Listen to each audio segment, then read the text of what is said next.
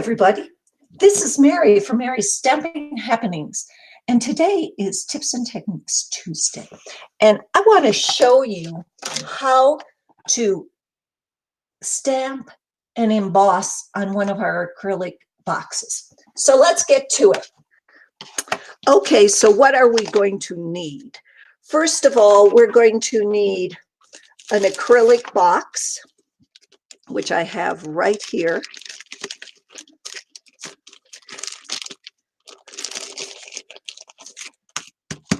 You're going to need the Archival or Stays On ink pad.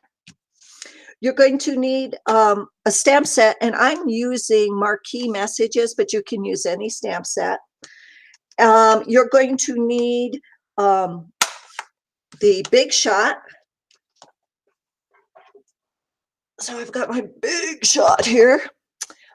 You're going to need an embossing folder. I'm using Celebrations, but you can use anyone. This one has Celebrations on it.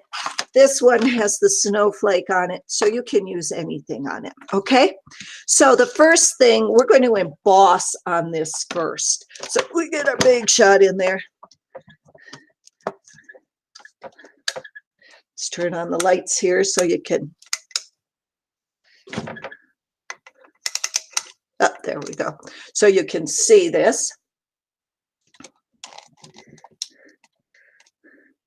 Okay, so what I am doing right now is I am trying to find the front of this. So these, I call this where the flaps are, the back, because you can do it on the back, but it's easier to do it on the front because of that.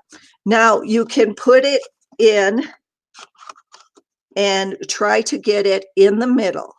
I am going to put it a little more towards the top. See, here and here are the edges, not here and here, because this one has a fold in it too.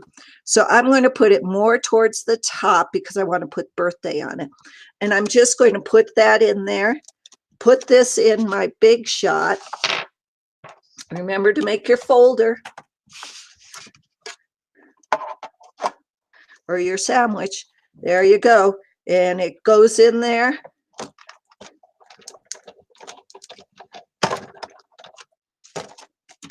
And it comes out.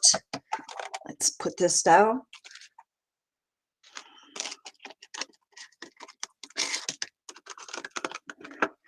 And there you have it. Now all you have to do is really, you've got that happy on there, but we want to do the birthday too. So I'm going to get out my Archival or my, since Archival is going away, you will need to use Stays On.